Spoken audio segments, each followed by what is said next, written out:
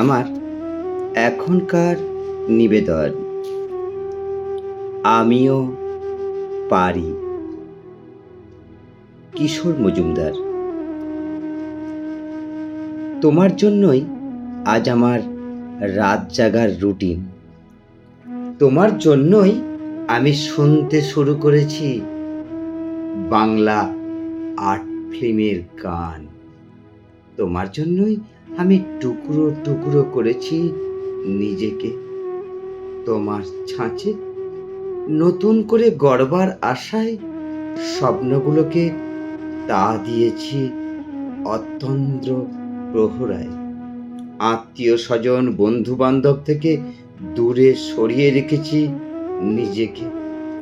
নিজেকে লক্ষ্যভেদী অর্জুনের মতো মনে হতো মাঝে মাঝে তোমার জন্য। হ্যাঁ, তোমারই জন্য।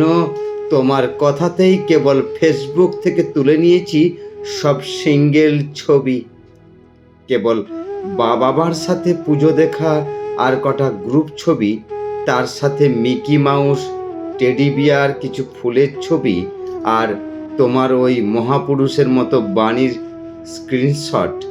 এ সবই ঝুলছে ফটো ফাইলে। বেশ আনন্দিত ছিলাম, খুশি হয়েছিলাম তোমার ভাবনায় নিজেকে সবার থেকে অনন্যা করে তুলতে। বিশ্বাস করেছিলাম যে ফেসবুক চুপ, রাত জেগে। বয়স 25 পেরিয়েছি। হ্যাঁ, তোমার ওই অট্টহাসিটা হালকা হাওয়ায় যেভাবে মিলিয়েছিলে সেদিন, ভারী অবাক হচ্ছিলাম আমি। অবাক হবার আজ আর কি থাকতে পারে বলো?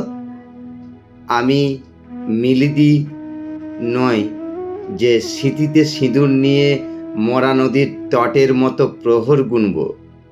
সেলাই দিদিমণি, সে অশ্রু বিগলিত পাষাণ বাঁধা ঝর্ণা আমি নই। নিজের পায়ে দাঁড়ানোর লক্ষ্য নিয়ে যতবার চেষ্টা করেছি পা ফসকাতে ফসকাতে তোমার ঘাড়েই হাতটা রেখেছিলাম। বিশ্বাস করো, সত্যি আমি দাঁড়াতে পারছিলাম না তোমায় ছাড়া। আমি জানতামই না কোন রঙের শাড়ি আমায় এতটা ভালো মানায়, কোন রঙের টিপ পরে চুল ছেড়ে দিয়ে দক্ষিণা হাওয়া মনে হয়।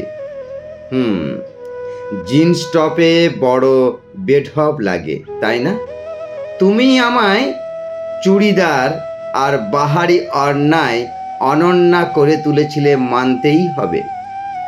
জানো তো, মাও আমার আল্ট্রা মডার্ন থেকে ক্লাসিক্যাল গাম্ভীর্যে উত্তরণ দেখে বুঝে গেছিলেন, যাক, ভালো ছেলের পাল্লায় পড়েছে মেয়ে তার। আমাকে তুমি তোমার মতো করে গড়তে গড়তেই তুমি বুঝে গেছো আমাকে, বুঝে গেছো আমার দৌড়।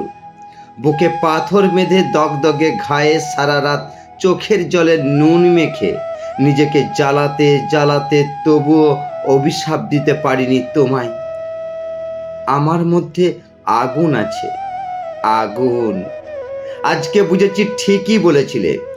ভেতরের আগুন থেকে উত্তাপটুকু নিয়েছিলে তুমি, জ্বলে পুড়ে খাক হয়ে আমি আজ মোরা উনুন হয়ে বসে আছি।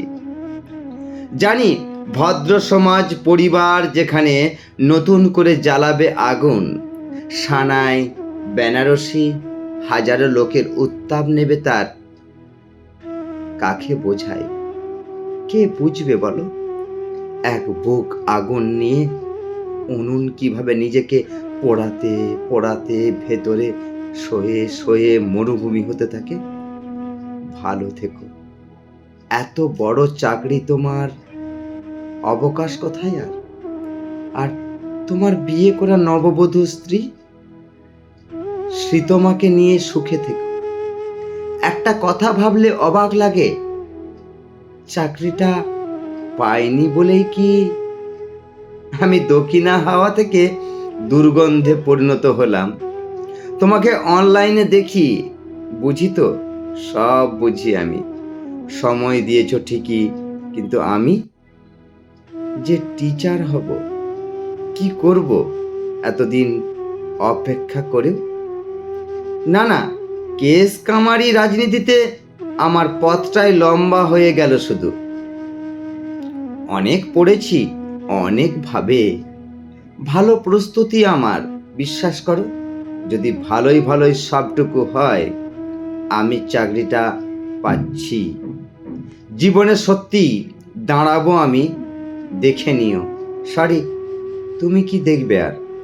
তবে আমি দেখতে পাচ্ছি আমার স্বপ্ন ছোঁয়ার খুব কাছাকাছি দাঁড়িয়েছি। তবু একা লাগে, ভীষণ একা। ভাবতে তবু চেষ্টা করেছি। ছোট ছোট ছাত্র ছাত্রীদের পড়াচ্ছি, আর মুখ ফসকে অপ্রাসঙ্গিকভাবে বলে ফেলছি, তোমার জীবনে মানুষকে মানুষের মর্যাদা দিও, টাকা রোজগারের মাত্রা দিয়ে নয়। আর মেয়েরা নিজের পায়ে না দাঁড়ালে এই সমাজে উচ্ছিষ্টের মতো অস্তিত্ব নিয়ে থাকতে হবে তোমাদের। তাই দাঁতে দাঁত চেপে বলো, আমিও পারি, আমিও পারবো, আমিও পারবই পারবো। থাক, ছাড়ো, এত সব ভাবা ঠিক নয়। কাল রিটিন এক্সাম, ঘুমোতে হবে। রাত জাগার রুটিনটা